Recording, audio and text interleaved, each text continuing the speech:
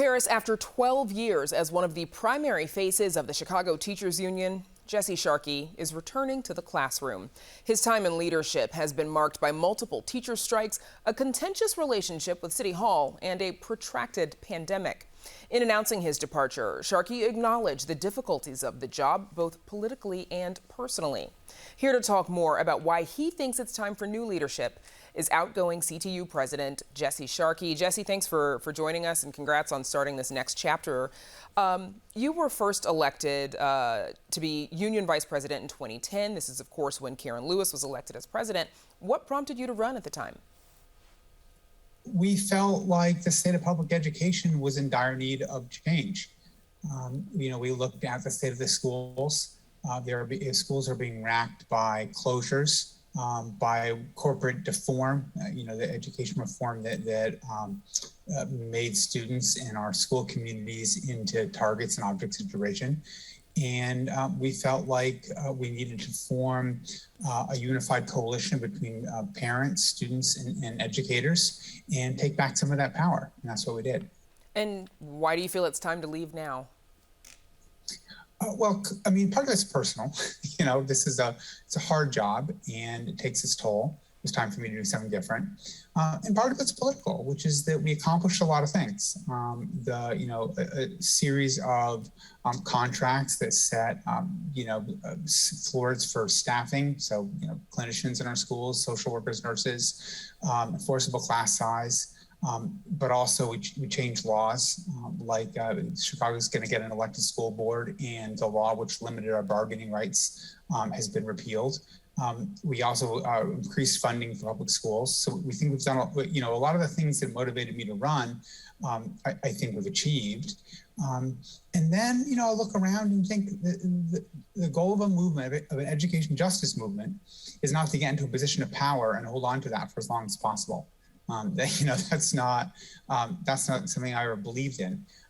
There's people now coming up behind me. So Vice President Stacey Davis Gates, who are capable, inspiring leaders in their own right. And it's time for me to be out of the way and give them a chance to take our union and our movement to new heights. So the 2012 teacher strike, that came just a couple of years after you all were elected, and was the first CTU walkout in 25 years. And your demands at the time and since then have been about a lot more than just salary and benefits for your members. What kind of organizing did you all do to build that community support at the time? Well, you can't keep two sets of books. You can't go to your members and say, well, this is really just about our pay and benefits, and then go to the public and say, well, join us, our interests are the same. So we had a long-term program of working closely with parents and other community groups. A lot of meetings talking about developing a program for what people needed to see in the schools. We made proposals. It took us a while, for example, to get to a point where we have enforceable class size. The first demand was just to allow parents and members of the local school council to get clear reports and know what was going on with class size, and be part of investigating that.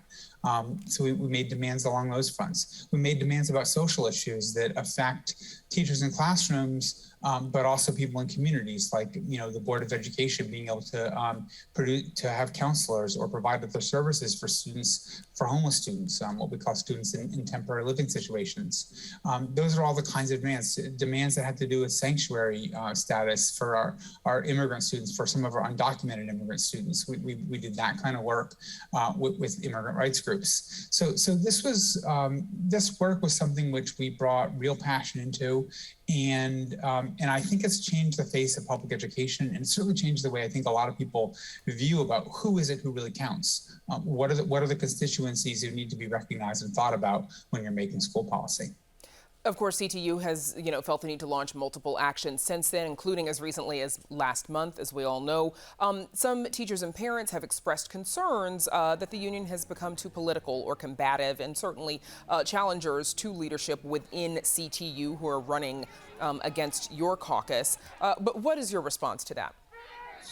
Oh, I mean, well, first of all, the CTU is a democratic organization. And in my opinion, one of the, the most, one of the most, if not the most democratic organizations in the city.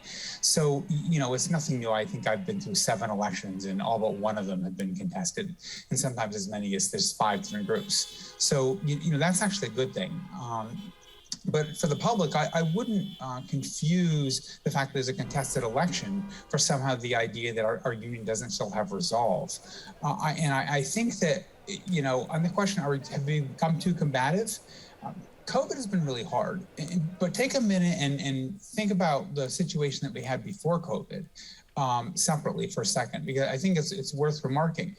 We had a Board of Education that had really developed a unilateral way, a way of dealing with teachers and parents and really everyone, where it didn't take our opinions seriously. A series of mayors, Daley, Rahm, Lightfoot, who weren't interested in bargaining or negotiating with us at all. It was their way or the highway.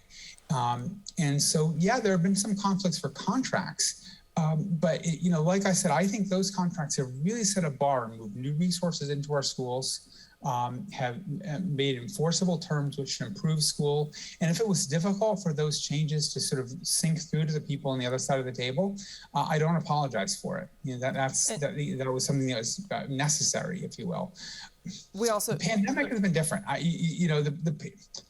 This last fight in the pandemic didn't make a lot of sense. It didn't make sense because we were asking for 8 days of remote education, and what we got instead was 5 days with no education at all. That was a compromise that I think that I was willing to make, that we were willing to make. And it was a tough fight on both sides. Yeah, on both sides, Jesse. I want to get to this last question though before we run out of time. Of course, yesterday was the 1-year anniversary of the death of Karen Lewis, and I know that of course you worked very closely with her for many years. What do you see as her legacy? She's been on my mind a lot. Obviously, as a person, Karen, brilliant communicator, funny, profound, genuine. But as a trade unionist, someone who's willing to, fearless and willing to lift up the voice of the voiceless, someone who stood for Black Chicago, who stood against racism in our schools, who stood for a vision of public education. And, I think if our community stays strong and our organizing stays strong, then her legacy will be assured going into the future. Okay. Jesse Sharkey, you're heading back to the classroom, correct? Yeah, that's my plan. I'm looking forward to teaching. I'm not leaving the movement, but I'm going to leave office. Okay. Best of luck to you, Jesse Sharkey, outgoing CTU president. Thank you for joining us.